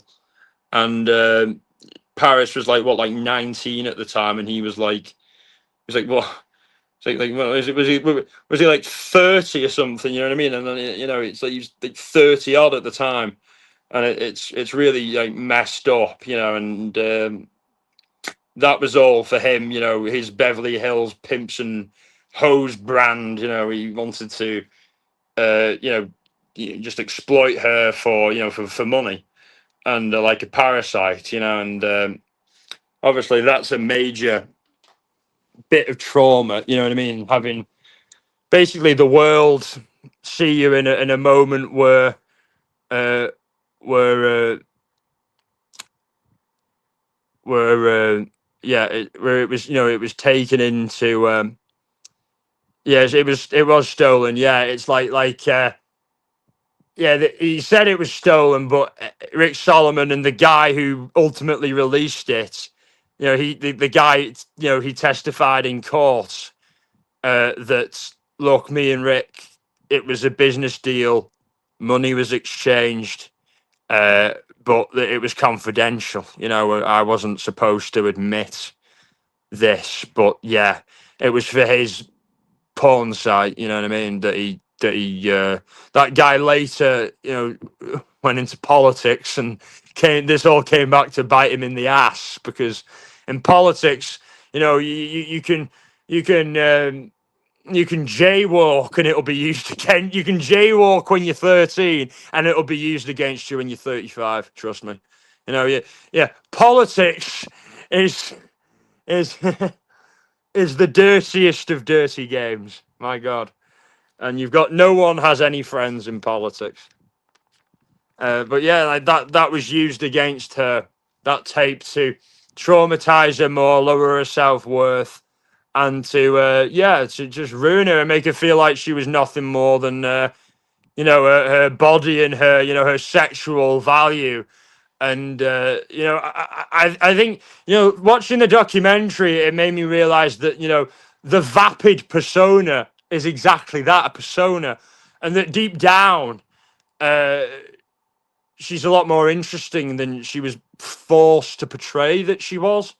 You know what I mean? And I think that's a lot the same for a lot of these women, that they are forced to present this, you know, vapid kind of bimbo uh, persona because that's the way these people want them to be.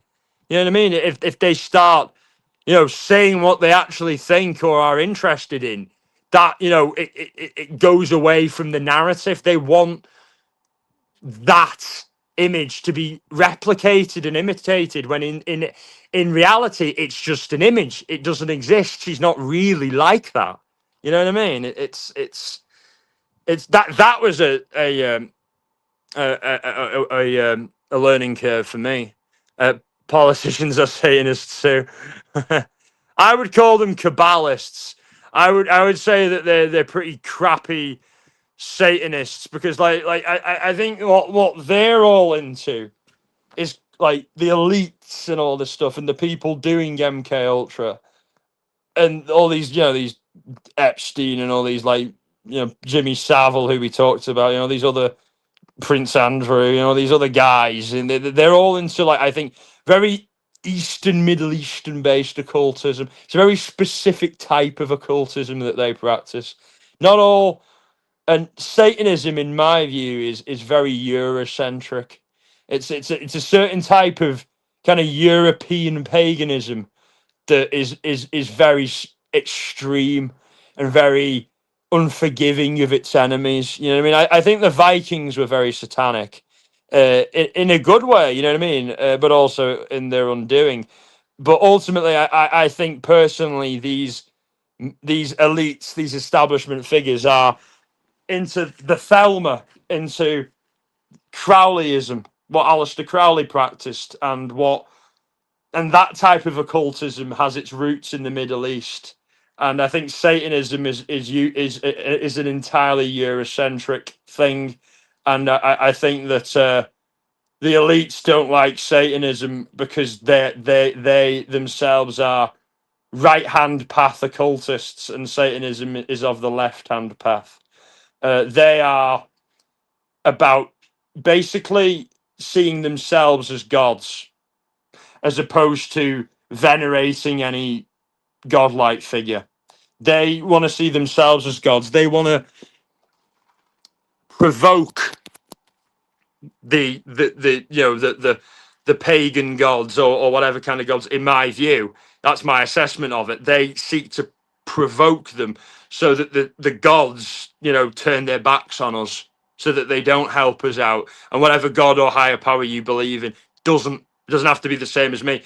Doesn't help us out. Forsakes us. And then without that, then these people truly are, the ultimate power. And that's what they want. They thrive on power. They thrive on control. That's what all this is of. All the hardcore Satanists I've always known have always been, in my view, hardcore anarchists. You know what I mean? They're the opposite to these people in many ways. But I understand why the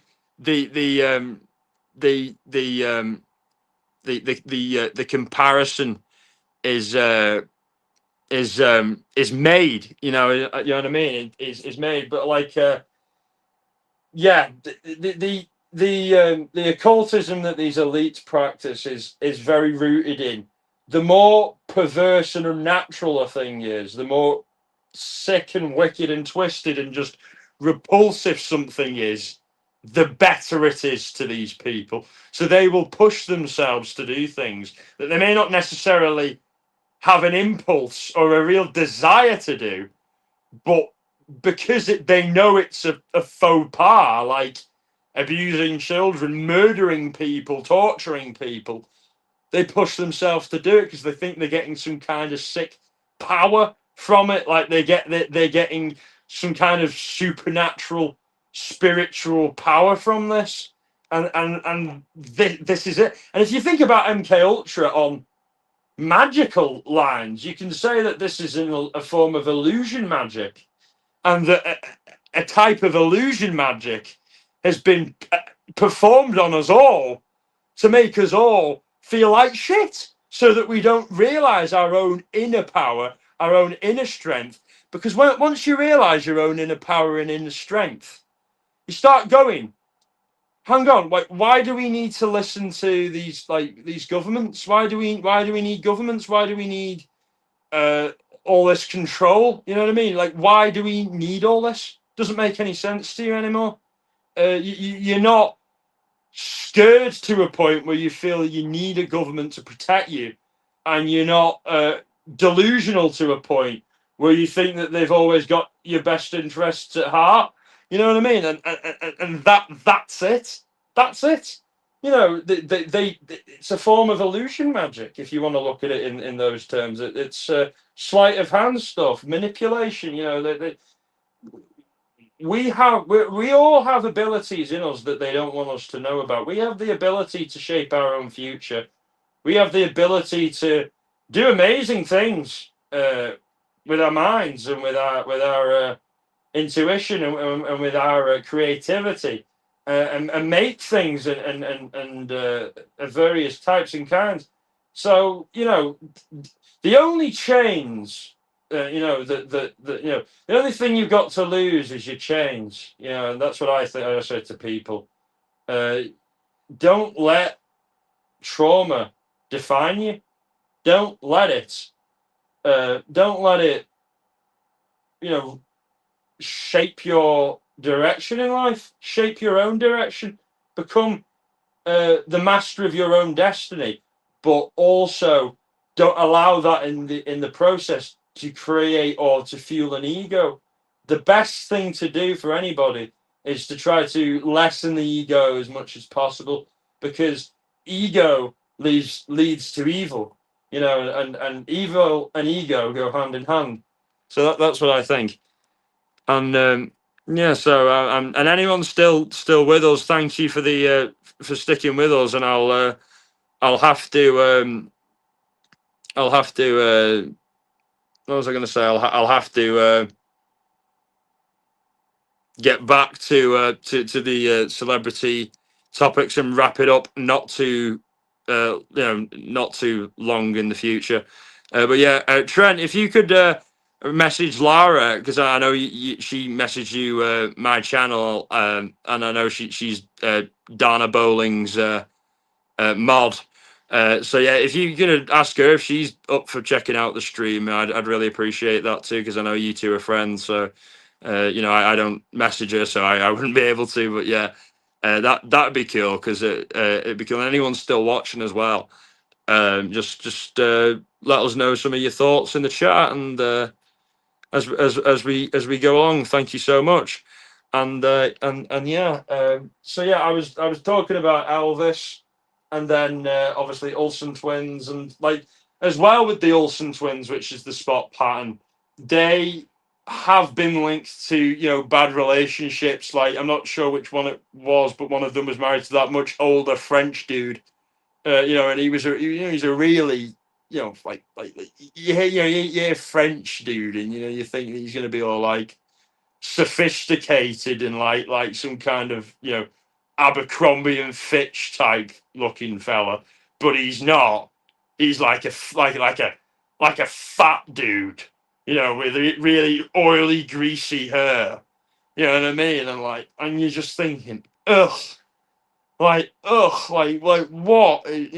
Like why is she think that she has to be with a guy, like that? And she's divorced from him now. I know, and but apparently he treated her awfully and was all. One of the Olsen twins, yeah, she married this really gross French dude who was like way older than her, and I was always thinking like, what the fuck? Like, it's obviously not money. They're loaded. They're both loaded, so it ain't money. So like, what is it about herself that she thinks that like she has to be with a guy who like looks like that, but also as well hearing how he used to treat her, having mistresses, and which isn't uncommon amongst the French. And in France for that to happen, and in their culture, a lot of times they say it's only cheating if she doesn't catch you. But no, for me, cheating is cheating, and you can put any kind of, uh, you know, precursor or any kind of thing up against it as you want. It's cheating, and he would cheat on her, and he would treat her like shit. And I was thinking to myself, like you got to think that it's part of the mind control, the trauma based mind control that she's been through, that it's made her think, she's that low of herself that she thinks the best she can do is a guy like that, and also both the sisters were linked to, it's been suggested that they've had substance abuse problems as well. They were close with Heath Ledger, and one of them was, was on the way over to see him the day he passed. And it's been hinted that they were trying to see if there was any drugs left. That's been speculated before. So, like, all of this stuff, early childhood trauma potentially, entertainment industry, which fits the bill for someone that they would want to target. They target anyone really, but especially them, and also the sexualization, being young, and then all this, and then also you notice a reclusiveness in later life, which you have with Britney Spears. Like she's still doing but she's a lot more reclusive than she ever was before, and obviously during the conservatorship more so, but still to a large degree, I think quite reclusive. The Olsen twins, uh, a lot of I'm behind again. Lol, yeah, it's. Uh, I'm glad you're here, Val. Still, but yeah, you're gonna have to get me on double speed. You'll have to tell me what I sound like on double speed. Do I sound like I'm on meth? I'll I'll uh, I'll have to check it out sometime, because I've never heard myself on the double pace. And like whenever you used to do your lives, because Val used to do lives, and uh, whenever you used to, play clips on double the pace, I always be thinking like, Jesus, these people sound like they're on meth. Why are they talking so quickly? And then I'd realize what you were doing. I was like, oh my god, yeah, it's the best. It's funny. It's so funny, man. I'm so glad you're still here and you're still with us. But yeah, like I said, the Olsen twins, Elvis, and then the Beatles. Elvis had his meeting with Nixon, where he expressed, publicly, like, to Nixon, and it was recorded. Like, I'm worried about the influence of the Beatles because they are left leaning. They promote drugs, and obviously Elvis was, massively into drugs himself, but that was okay because they were prescription drugs. But I don't think this was Elvis saying all of this. I think this is part of his brainwashing. He was brainwashed to suggest this to Nixon, about let's clamp down hard on the Beatles. Let's, push me as the guy. Against these subversive Beatles. And now this is where it gets kind of interesting. It's already very interesting, but it gets even more fucking interesting at this point, where about the Beatles. There's a theory. There's a theory. I'm trying to find my notes. Oh, here we go. Yep. There's a theory that, and I'm trying to get everything right, that the Beatles were created by the Tavistock Institute of Human Relations, a British non-for-profit social science organisation. Its origins, it's Britain's version of MK Ultra, of the MK Ultra project. So, I believe it was, this was done to me. So the body of scientists that would have been involved in this, this trauma-based mind control in the UK in my youth would have been people from the Tavistock Institute on Human Relations, if this did happen, in fact, and which is, I think, Britain's version of MK Ultra, allegedly, and it's been alleged that they created all the Beatles songs, style, and image to subvert Western youth, to make them uh, uh, drug fueled and lazy, with the aim of using it to create a fear of this subversion coming from the Red Menace itself, to create the Red Menace, meaning the Soviet Union, the communists, to create a feeling that the communists are behind all this, and to whip everyone up into an anti-communist frenzy, and then everyone supports, like, right, we have this third world war with Russia and the commies, and everyone's going to back it because I think they feared otherwise. People, remembered the last world war and all that, especially in Europe, because everyone was bombed out. And I think people were like, oh God, not another one.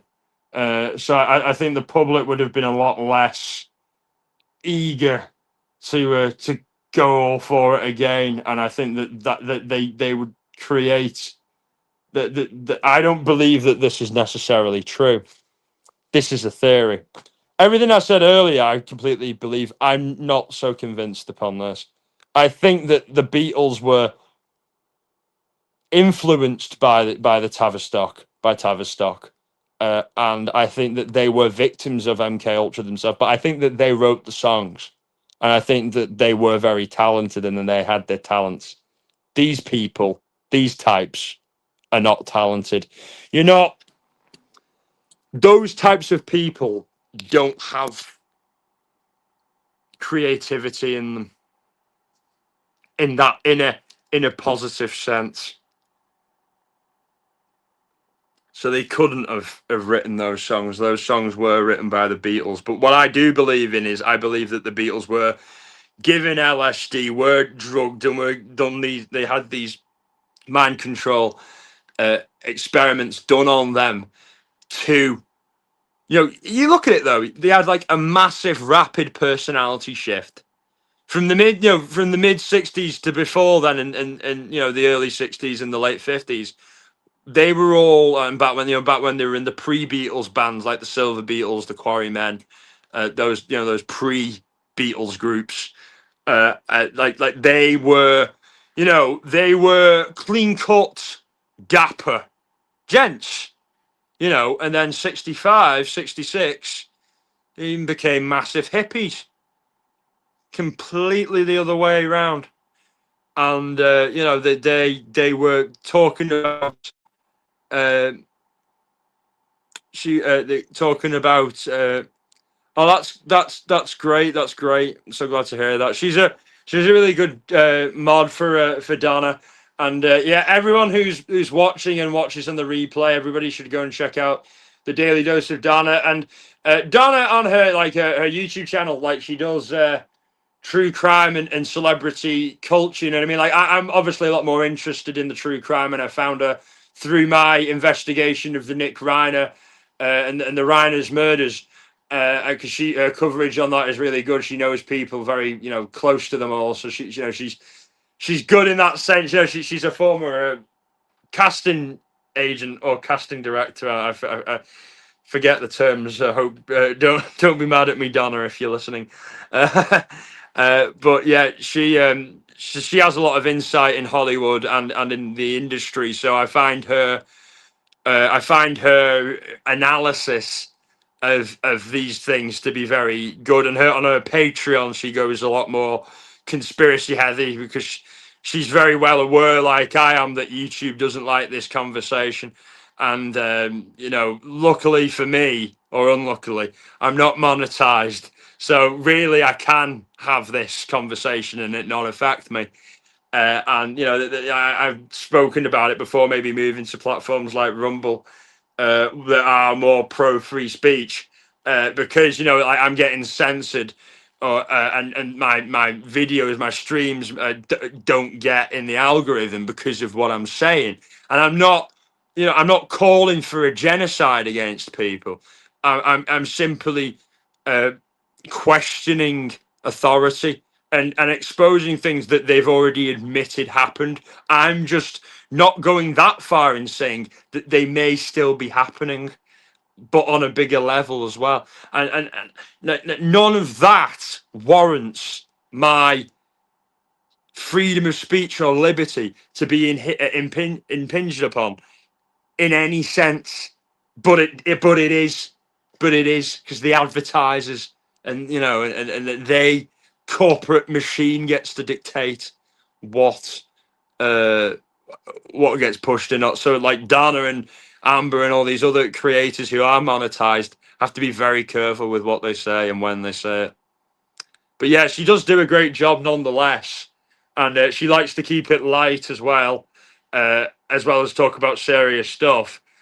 So that's what we like to do here as well. So we have a lot in common with her and a lot of the other creators that hang out here, like ATS News, who was in here earlier, and Val, who used to make streams, is the same. We're all kind of the same in the true crime world. But yeah, I think the Beatles were. I think the Beatles versus Elvis was, I think, a competition between the American MK Ultra and the British Tavistock, and I think that was a reaction from one to the other, because I think that both didn't realize what the other two were doing. I think the Brits were trying to encourage the Beatles to be more, rebelliously left wing and drug induced, because, like I said, they wanted to stoke this fear that it's coming from the commies. And then the Americans were like, we want Elvis to be all patriotic, to subvert the influence of groups like the Beatles that came along later. When my view is that rebellion in them um, was manufactured to a large degree. Not really in John and George, but I think in Paul and Ringo. I think that I think that both Paul and Ringo are very passive people, and very easily controllable, and not very rebellious ever. And I think that's why they're the two that are still alive, personally. John died in 1980 and killed by a man who was clearly himself under MK Ultra mind control, because he said that the book Catcher in the Rye inspired him to shoot John Lennon. And I've read that book, and I didn't get the urge to shoot a famous pop star. I didn't get the urge to shoot anyone from him, and I really don't know how the fuck anyone could. But it'll get into something that I'm just moving on to, pivot from one thing to another. Media, songs, literature can be used when someone is, being programmed as a trigger. They say Somewhere Over the Rainbow, the song from, the song from The Wizard of Oz. That song is a common trigger for people's dissociation to take hold. And I've spoken about dissociation on this channel, and it affects me still sometimes now, and that is the bane of my existence. It's the one thing that can still creep in, but I'm a lot better now at knowing what it is and facing it. In the past, it could eat me up for weeks, months. I'd be like stewing on the same thing, you know what I mean? The same kind of trauma, you know what I mean, or paranoia or anxiety or whatever. But now, and that it would just make me, detach and make me quite, hostile and aggressive and untrusting, and that's exactly what the dissociation does. It aims to at your the moments where you need to be focused and with it, and also to just sabotage your life, basically, to take away the joy from you. Whenever you're trying to think something nice is happening, they trigger you to dissociate, and then they bring on the bad trauma memories, and then for whatever reason these inert things like a song like Somewhere Over the Rainbow can trigger it, and songs in general can be used to trigger it. I know that another one that's been used specifically in Britain was the one from goes I'm walking through the air. That one from the Snowman movie. That one as well has been used as a trigger for people's dissociation, to trigger the trauma-based mind control, to trigger the false memories, to make them in that moment feel weak and vulnerable and traumatized whenever they need them to. And I dissociate all the time. Family is so toxic. I gotta literally forget the last phone calls. I feel you. Yeah, it's bizarre with me, because it's like when it happens, it's not like me, needing to do it. Almost, it's as if it's like a bang. It's like a the it's like a switch is flipped, and like they're like, right, we need him to be kind of vulnerable and not with it right now, because he's getting a little too big for his own boots. We need to rein him in, and that's my perception of it. And I look at it in that in that light, and they go, right, we need to rein him in now. But it just doesn't really work on me anymore. Like flashes of trauma and things like that, flashes of all this, and going, it just doesn't work. Like for moments, I'll be like, fucking hell, all the shit that's been done to me. And then I just, I can ground my. I've just got techniques. You know what I mean? You get techniques. You know what I mean? Like, it's evolution, I suppose. It's like, those who don't walk will always fall behind. You develop abilities, but it's best to seek help, because there's people that can give you abilities and methods and things that that you may never have thought of, and it took me till I was like an adult to even acknowledge the fact that what was done to me, with the teacher at the very least, was inappropriate. You know what I mean? If it was if it was just the kissing, that's very inappropriate. But the fact that my first sexual experience was with an adult woman, and it was statutory rape and it was abuse. It took me till I was an adult to even acknowledge that that was the case. So it just shows you how perceptions can change. But I'm better for it. They can't keep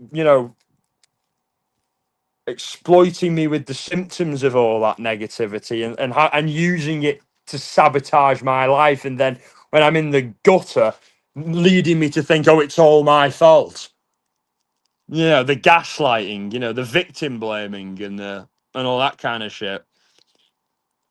And say, oh yeah, because I'm a man, that and it's everyone's fantasy. You know what I mean? It's like I may have, you know, in theory, enjoyed it, but it doesn't mean that I wanted it or deserved it or it was right or it was healthy, because it wasn't any of those things. Because I, as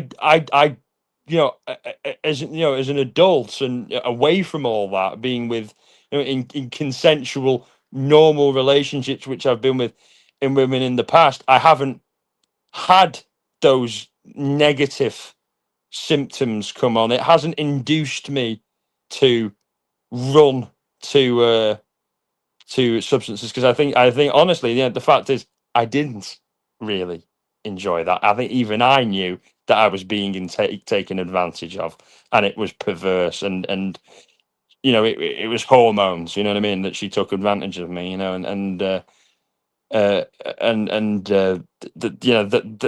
and then but then the victim blaming comes in, and it's like, why didn't you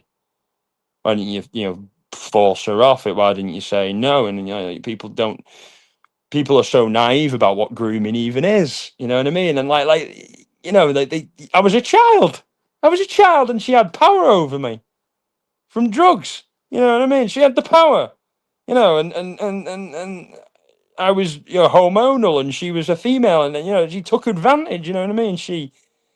But sadly for a lot of people, it's very, thank you. It's very hard for them to admit or to acknowledge that, and it's a dangerous uh, it's a dangerous precedent. You know what I mean? Like some movies, and TV shows glorify that type of stuff, and it can really damage you in later life and cause you to go down really bad spirals. But I was talking about the Beatles, but and then I moved on to songs and different songs that have been used as triggers and things. But also, I don't think that there's a song that's a trigger for me. And if there is, I don't know what it is. Because all all the generic ones that they say uh, are triggers for MK Ultra. The dissociation, the trauma-based mind control, for it to snap back into you and keep it working and reinforce the illusions. Um, all the ones like Summer Over the Rainbow, the Snowman one, the I'm walking in the air, through the air, all the other ones, the ones they say, none of them have that effect on me. And but there are songs that have had the opposite of that, where when I am in moments where I'm going through, like kind of trauma, or like I'm letting the trauma in, or letting the false memories in, or letting the doubt in, because we all have our moments. There's pieces of music that can lift me out of that. Alternatively, I think Enya is very good for that, and kind of melodic, kind of ambient type music as well is very good for that. So I think alternatively, there's both good and bad in the world. You can, like I said earlier, you can be drugged and or not really drugged, but take drugs, of your own free will, and have guided experiences that of people that help you that are good for you, and it increases your experience, and it's good for your soul, for your body, and but then on the other end, obviously, like we're talking about MK Ultra, the people that have nefarious and insidious reasons, and then on the other end of things, it's the same with everything else. There's good and bad. It just depends on how people want to use things. You know what I mean? And it seems overwhelmingly that it's a negative use. And to finish off, just before I finished, this went on longer than I thought. I did make a lot of notes, and I've been happy with the interaction from the chat. But um, last thing is about movies in particular. Obviously, Wizard of Oz, but in particular, Eyes Wide Shut by Stanley Kubrick, which was, I think, a movie that showed MK Ultra and the elites, the cabal, and everything that we're not supposed to know about: the sex rings, the blackmail rings, the child exploitation, the sadism, the Kabbalah Crowleyite type occultism, the blackmail, all the manipulate, all this stuff. That's what that movie's about. And there was parts of it. He finished the movie, Stanley Kubrick, and uh, and then only a couple of days later, had handed it in, and then he dies. He dies, and we've spoken about it before, Amber, and I think I have with Val as well. Like he completes it, and then he dies, and then they cut a good portion out of the movie, and I think edit it a lot as well. And there's elements in that movie that are like that. He's showing what MK Ultra is because he knows about it. He'd already shown about MK Ultra and that type of thing with a Clockwork Orange, obviously. Forcing them to watch these hypnotic films whilst they're on drugs to change their personality. It's exactly what happened to me. It's exactly what happened to me.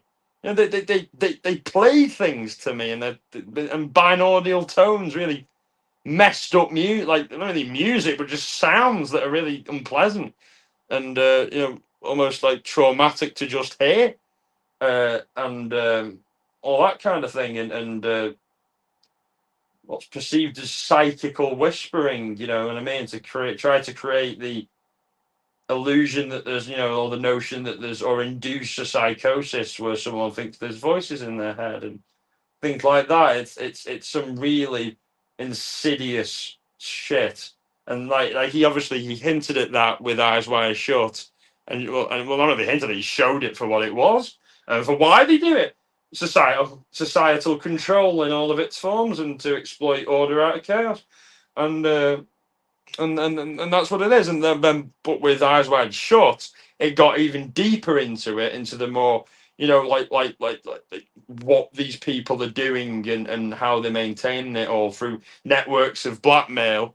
And I heard that movie is very accurate. I completely agree, Amber. And the masked woman who sacrifices herself for Tom Cruise's character in the movie, she is an archetype of what a, an MK Ultra asset, or a mind control victim of the elites would be like. She is, sexually, submissive, easily controlled in a zombie-like, robot-like manner, and her life is, it's an example of the level of, the cycle of trauma that many go through. She is an archetype of that. That is what I believe, and that's what I think Kubrick was trying to say with that. And also, we talked about the rainbow. The rainbow is featured very heavily in. A rainbow is featured very heavily. The visual of a rainbow is featured very heavily in Eyes Wide Shut, and goes back to what I was saying before. Somewhere over the rainbow. Somewhere over the rainbow, as the song that triggers a lot of people's dissociation and makes them recall or go through, you know, the traumas, the false memories, what have you. And that was another allusion to that. And Kubrick was a workaholic, and there was nothing in any of his movies by chance. Everything in there was there for a clear and concerted reason, and that's, you know, why it's plausible to believe all this stuff about Kubrick, because he was so into symbolism. He was so into making the most out of every scene he could to say as much as he could, and that's the genius of the man right there. And I think that they killed him off because of that, you know, and that's my personal view. But thank you everybody for sticking with us, if we've got anybody still here. But thank you everybody for the amazing for bearing with me whilst I've gone on this very long and winding live. That, you know, it's pretty out there, pretty conspiracy heavy, but I've been pleased with the interaction of the chat and how everyone made it and showed up, and appreciated everyone's frankness and openness to hear what's being said and to share their own thoughts and things like that, and the lack of judgment as well, which is exactly what I hoped for and I've gotten, and I'm very, very grateful for. But yeah, thank you everybody for this. And in case I don't see you, good afternoon, good evening, and good night. You know, a little reference to the Truman Show. And but as for upcoming lives, I'll be. I want to do something, you know, maybe an Olsen specific live, like Val was talking about earlier, and also I want to maybe talk about you know, the whole Savannah and Nancy Guthrie, the whole Guthrie's case again, and do a little update, because Donna, which is where Trent you know, found my channel from, and Laura as well, Laura Trainer, who may be here uh, who may be here in another live. You know, she might have checked it out. She's from Donna's channel as well, and like that Donna's been talking about Savannah and Nancy Guthrie a lot, and she revealed that, you know, all the stuff about you know, Savannah hiring a PI for Nancy is BS, and it isn't true. So that raises my eyebrows. So I want to do an update about that and to see what's going on with all of that. So that will probably be my next live. Will be a a discussion on the Guthrie case, and an update slash discussion on all of that, and then maybe, you know, like a deep dive on the Olsons. And I'd appreciate any contributions or help, you know, and probably try and make a lot of more of my stuff more of a multi-panel guest kind of type of thing, you know what I mean? Because it's good to have different people's voices speaking, you know, and I mean, because I can interact with chat, but sometimes, like, if someone, you know, is like just listening to it back and they're not reading the chat, it's not as interactive. So sometimes it's better to have, you know, people speaking, and I like multiple people speaking on the panels. And I used to have a lot of panels, multiple panel shows in the past, and that's kind of, you know, like what I'd want to get back to. So yeah, that's what we've got planned for the future. So thank you everyone for making it here, and everyone who's listening on the replay. Take care, and I'll certainly see you all soon.